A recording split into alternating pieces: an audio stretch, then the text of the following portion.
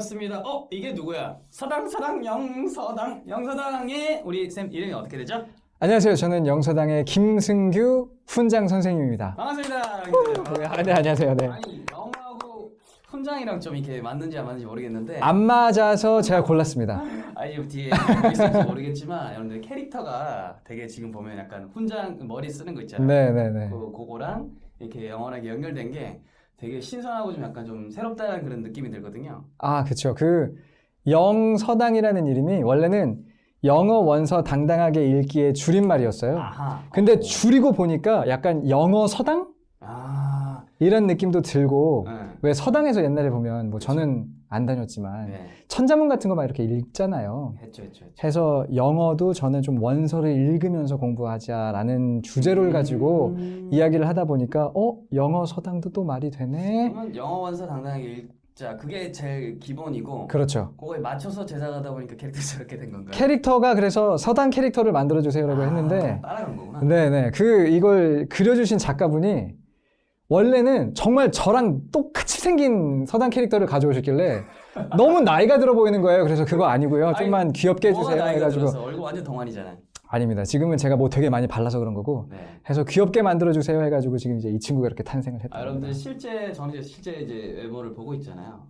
굉장히 귀엽고 저보다 좀 더 귀여운 것 같습니다. 아, 감사합니다. 자, 어쨌든 오늘 이제 주제는 그거잖아요. 왜 하고 많은 영어 공부 중에서 영어 원서 읽기를 딴 거도 있잖아요. 사실 우리가 말하기도 있고 그쵸. 쓰기도 있고 듣기도 있고요. 뭐 듣기도 있는데 지금 영어 원서 읽기에 지금 어떻게 보면 굉장히 많은 에너지를 쏟고 있잖아요. 네. 왜 밖에 있는 영어 학습자들한테 한국에 있는 사람을 좀 국한을 해봅시다. 왜 원서 읽기를 이렇게 추천을 하는지, 이렇게 목나서 이렇게 외치는지, 한번 그거 이야기 좀 해볼게요. 사실은 네. 제가 이제 고등학교 2학년 때 뉴질랜드로 유학을 갔었고요. 아하. 유학을 가서 영어를 공부하면서 제 경험으로 가장 도움이 됐던 게 사실은 먼저 그 원서 읽기였어요. 뭐 영어 잘해서 유학 간 거 아니에요? 전혀 아니고요. 네. 못했었던 게, 그러니까 뭐 아주 못했었던 건 아니지만 네. 제가 유학 가기 전에 고등학교 1학년 때 학교에서 토익 시험 같은 거 이렇게 봤었거든요. 근데 그 정규 토익 시험이 아니라 학교에서 보는 그냥 모의 토익 같은 거 이렇게 봤었는데 오케이. 400점대 초반 막 나오고 혹시 그랬어요. 990점 만점이에요? 그렇죠. 신발 네. 사이즈보다 체형만 신발 사이즈보다 조금 더 나왔네. 조금 더 나왔습니다. 다행이죠. 그 당시에 제가 기억하기에 그때 1등을 했던 친구가 뭐 790, 770 뭐 이 정도 나왔던 것 같아요. 근데 그 친구는 사실 친구도 아닌 게 저보다 한 살 형이었던 게 그 외국에서 살다가 와서 그래서 한 학년 꿇는다 그러잖아요. 네. 그래서 꿇어서 고등학교 1학년 왔던 약간 그 분께서 제가 그렇게 친한 사람이 아니어가지고 800점 정도 나왔던 게 1등이었고 저는 근데 400점 초반이니까 그분의 반 정도밖에 안 됐었던 거죠. 살다 온 친구구나. 그쵸. 그 친구는. 그런 상황에서 이제 뉴질랜드 갔고 영어를 공부하면서 저도 다 해봤죠. 미드 보기도 해봤고요. 그쵸. DVD로 그 당시에는. 뭐 인터넷으로 볼 수도 있는 거 아니어서. 네. 저는 미드 보기도 너무 좋다고 생각을 해요. 오케이. 그리고 뭐 원서 읽기도 해봤고 정말 안 해본 거 다 없이 다 해봤는데 원서 읽기가 읽기 자체가 저한테는 가장 큰 도움이 됐었어요. 근데 그 당시에는 왜 그게 저한테 도움이 됐는지를 몰랐는데 제가 이제 25때부터 해커스에서 영어를 가르치기 시작했고 이제 35이 돼서 25이면 되게 일찍 시작했다. 네네 좀 일찍 시작했습니다. 대학교 졸업하고 군대 갔다 오자마자 군대 제대하고 이틀 있다 해커스에 이제 가가지고 막 이제 시작을 했었거든요. 공통점도 있어요. 저도 25에 이렇게 그쵸. 시작을 했거든요. 그쵸. 신기하네. 어쨌든 지금 생각해보면 25애인데 완전 그쵸 애죠. 그거 수렴도 안 나가지고. 돈 벌겠다고 지금 거기서 그랬던 게 약간 생각하면 저 약간 눈물 좀 돌고 그러는데 근데 이제 올해로 해가지고 제가 횟수로 영어를 가르친 지 11년이 됐고 많이 됐다. 그냥 가르치는 경험을 하다 보니까 제가 이제 대학교에서 통계학과를 나왔거든요. 그래서 영어 실력이란 걸 좀 뭔가 이렇게 정리할 수 있는 게 없을까라고 생각을 하다 보니까 공식이 머릿속에 떠오른 거예요. 하긴 좀 그런 게 있으면 사람들 훨씬 편하게 접근할 수 있어요. 그렇죠. 해서 제가 여러분들에게 영어 실력이란 건 그냥 이런 겁니다라고 딱 한 문장으로 정리를 해드리고 싶은 욕심이 있었기에 해서 제가 떠올린 공식은 뭐냐면 영어 실력이란 것은 지식 곱하기 경험 제곱인 거죠. 경험이 어마어마하구나. 그렇죠. 네. 여기서 말하는 지식이라는 건 보통은 이제 문법적인 지식인데 그쵸. 근데 사실 동감하실 거예요. 문법적인 지식은 끝나는 때가 오잖아요. 문법이란 게 예를 들어서 막 30년씩 공부를 해야 될 만한 그런 건 아니잖아요. 그렇죠. 제 거 영상 중에서 보면 제가 뭐라고 하냐면 문법 좀 얕게 그냥 한번 전반적으로 다 풀고 그 다음에는 쌤 말한 것처럼 실제 아까 경험적인 거. 그렇죠. 이게 뭐 책을 읽든 그렇죠. 원어민을 만나든 뭐 그렇죠. 하라고 이렇게 돼 있는데 맞아요. 통하네요. 저도 사실은 그 생각인 거예요. 문법 지식은 끝이 있고 해서 이 공식에서 이 지식 부분은 0에서 100까지가 있는 거죠. 근데 이걸 100을 만들 필요도 없어요. 50, 60이면 되고. 그걸 이제 채워야 되는 거죠. 그렇죠. 그리고 나서 중요한 건 이 경험 부분인데 근데 경험이란 건 끝이 없는 거죠. 그렇죠.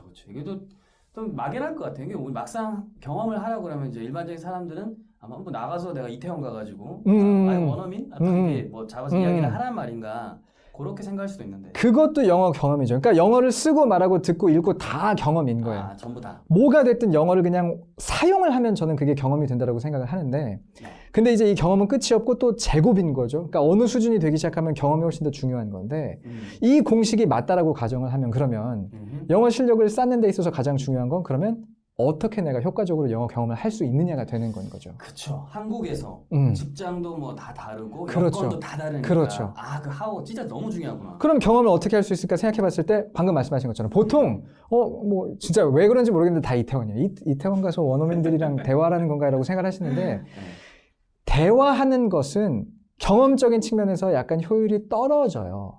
왜 그러냐면 저는 진짜 이건 그냥 수학적으로 접근해 보면 시간당 노출되는 영어의 양이 적을 수밖에 없어요. 맞아.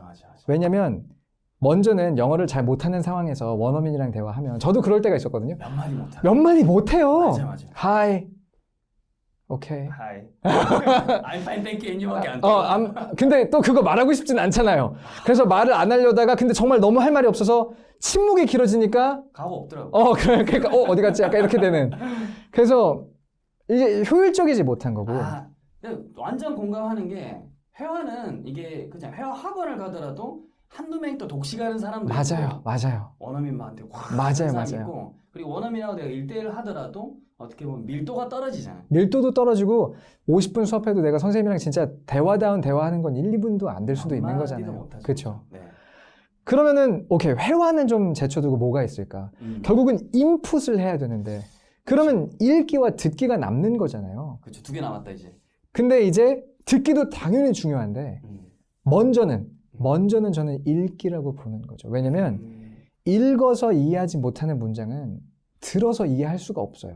뭔지 알 것 같아 이게. 특히나 이게 한국은 외국어로서 이렇게 그렇죠. 접하게 되니까. 그렇죠. 일상에서 영어를 들으면서 하는 환경은 아니잖아요. 맞아요. 그러니까 이게 이런 것도 어디서 한 번쯤 여러분들 다 들어보셨을 텐데 왜 만 10살 아이들은 그 언어를 배우는 뇌의 영역이 열려 있어서 그런 친구들은 그냥 막 들려줘도 당장 이해를 못해도 이 뇌가 알아서 해독을 해준단 말이에요. MRI 찍어도 실제로 다른 부위가 나오는. 맞아요. 막 무슨 뭐 반짝이고 그런데요. 해서 그런 친구들은 그냥 막 영화 같은 거 들려주면 알아서 배우는데 저 고등학교 1학년 때 유학을 간 거잖아요. 이미 그거 다 다친 상태고 학습을 해야 되니까. 그렇죠. 이제는 제가 실질적으로 의도적으로 공부를 해야 되는 거죠. 맞아. 그렇다고 봤을 때 듣기는 저한테 너무 어려운 거예요. 왜냐면 무슨 말 하는지도 모르겠고 처리할 게 너무 그렇죠. 막 그러잖아요. 말도 빠르죠. 소리도 난 모르겠지. 너무 어려운 거예요. 근데 책은 내가 원하는 수준을 찾을 수 있고 내가 원하는 속도로 읽을 수 있고 텍스트가 어디 도망 안 가잖아요. 도망 안 가잖아요. 안정적이야. 그게 지금 저는 진짜 되게 중요했던 게 듣기는 너무 빨라서 못 듣겠는 거예요. 불안하다고 저도. 그리고 너무 어려워? 그러면 서점 가면 더 쉬운 책이 있어요. 맞아.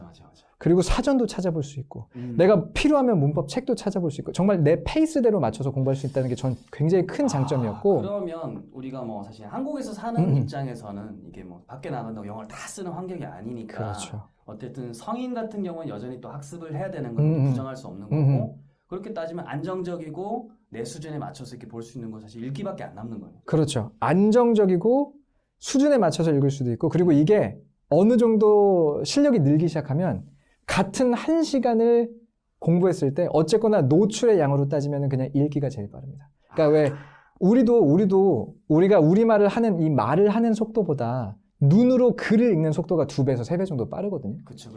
그러니까 우리나라 말도 내가 오디오북을 듣는 것보다 오디오북을 뭐 2, 3배 높여서 듣는 게 아니면 오디오북을 들었을 때 10분짜리 지문 내가 눈으로 읽으면 사실 3분이면 읽는다는 훨씬 거예요. 빨리 읽죠. 훨씬 빨리 읽잖아요. 맞아요. 근데 그게 영어 공부에도 결국 언젠가 드러나는 순간이 와요. 적용이 되겠구나. 그쵸. 시간이 해서 걸릴 뿐이지. 결국은 정말 노출의 양을 늘리는 데 있어서는 역시나 눈으로 읽는 게 처음에는 쉬워서 좋았는데 네. 나중에 실력이 늘면 같은 시간이면 이게 내가 훨씬 더 많은 양의 내 스스로를 영어에 노출시킬 수 있는 방법이 되를 또 깨닫게 되는 거죠. 그런데 그렇다고 해서 읽기면 다는 아니에요. 당연히. 그쵸. 읽기로 시작을 해서 어느 정도 이제 내가 문장들을 읽을 수 있으면 그러면 이제 또 들을 수 있거든요. 읽는 거에다가 재산이 있으니까. 그렇죠. 이제 읽는 그 문장에다가 약간 얘가 어떻게 읽히는지 소리만 내가 좀 캐치해주면 듣게 되는 거잖아요. 해서 이제 읽을 수 있으면 그 문장들을 들을 수 있게 되기가 쉽고 그리고 저는 그렇게 생각하거든요. 들을 수 있으면 그러니까 들어서 이해할 수 있으면 보세요. 문장도 이해가 된다는 거고 소리도 이해가 된다는 거잖아요. 그쵸. 따라 말할 수 있어요. 따라 말할 때 확실히 좀 짐작이 아니라 딱 어느 정도 그렇죠. 생각하면서 내가 들어서 이해가 된 거는 더듬더듬 따라서 말할 수 있게 그쵸, 될 할수 거거든요. 있죠, 할수 있죠. 연습을 하면.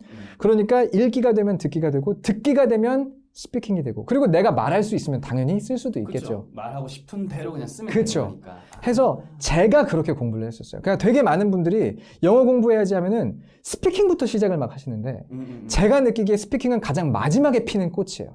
뭐 재산이 있어야 이제 말을 할 수 있는 그렇죠. 거예요. 아니, 내가 뭘 읽어서 이해할 수 있고 들어서 이해할 수 있어야 그 문장들을 가지고 말을 할 텐데 이해도 못하는데 내가 뭔가 말을 하려고 하니까 좀 모래바닥에다가 성을 쌓는 느낌, 모래성을 쌓는 느낌이 좀 있다는 거죠. 그 성인 학습자들이 저한테 질문할 때 어떤 거 하냐면 뭐 어떻게 말하기를 잘하고 싶은데 어떻게 물어보냐면 선생님 이런 거를 영어로 어떻게 옮겨라고 하는데 이미 그 한국어 수준이 높잖아요, 그 사람. 그렇죠, 그렇죠. 이거 높은데 그쵸. 그 수준의 한하는 영어를 말해달라고. 맞아요. 그래서 그러면서 영어 공부 어렵다고 그러는 거예요. 그럼 제가 그런 분들한테 저는 이런 조언도 드려요. 스피킹을 하실 때 여러분들이 나 5살이야라고 생각하고 5살짜리가 아이가 할 것 같은 말만 영어로 먼저 하는데 익숙해지면 그럼 나 이제 초등학교 2학년이야. 그렇죠. 이런 식으로 올려가야 돼요. 갭을 인정을 해야 돼요. 맞아요. 진짜로 그런 분들 너무 많아요. 우리나라 말로 막 대학생 수준의 말을 쫙 적어놓고 저는 왜 이 말을 영어로 못할까요? 너무 목표가 높잖아요. 그렇죠. 문장도 뭐 길어, 막 복문에 문장도 길고 그리고 저는 가끔 굉장히 황당할 때가 언제였냐면은 우리나라 말도 무슨 말인지 모르겠어요. 이거 너무 주제도 어려운데요. 오히려 어떻게 원서 같은 거 읽다 보면 한국어 번역된 것보다 원서가 더 쉽게 풀이되는 경우도 그런 상당히 경우도 있죠. 좋아요. 그럼 오늘 이번 영상 좀 짧지만 어쨌든 정리해 보니까 읽기는 우리가 외국어로서 영어를 하는 입장에서는 굉장히 좀 안정적으로 할 수 그렇죠. 있고 요거를 이제 종잣돈으로 삼아서 그 표현이 좋네요. 말하기 재테크를 이제 서서히 할 수 있으니까 그렇죠. 그런 면에서 원서 읽기를 추천한다는 거죠. 그렇죠? 네, 그게 제 생각하는 원서 읽기의 장점이고 약간 보기에 그 말하기까지 좀 돌아가는 길 아니야라고 생각하실 수도 있는데 저는 그렇습니다. 이렇게 가는 길이 유일한 제대로 된 길인 것 같아요. 말하기만 하다 보면 나중에 내가 뭔가 기본기가 부족해라고 많이들 느끼시기 때문에 좀 많이 있긴 하죠. 그렇죠. 그걸 느끼고 돌아오느냐 시작부터 여기서 하느냐의 차이 정도 아닐까 맞아요. 그리고 라는 또 생각이 듭니다. 읽기 이렇게 하다가 어느 날 갑자기 내일부터 내가 갑자기 말하기 할까 사실 그런 건 아니고 자연스럽게 겹쳐지는 그럼요. 말하기 하면서 이제 그 읽기 하면서 듣기 하면서 동시에 말하기 하면서 같이 해야죠. 맞아. 그러면서 계속 이 구멍을 채우고 나가는 거니까 이게 뭐 외국어가 뭐 하루아침에 그리고 내일부터는 말하기 하겠어 한다고 뭐 갑자기 되는 게 아니죠. 절대 아니니까. 여튼 오늘 원서 읽기를 왜 해야 되는지에 대해서 우리가 완전 침을 튀기면서 이야기를 했는데 다음 영상에서는 뭐 또 특급 노하우를 갖고 계시다고 해서 네, 많이 준비해놨습니다. 네, 제가 지금 화장실이 좀 급해가지고 그러세요? 다음 주에 더 들어가겠습니다. 저도 해야 되네.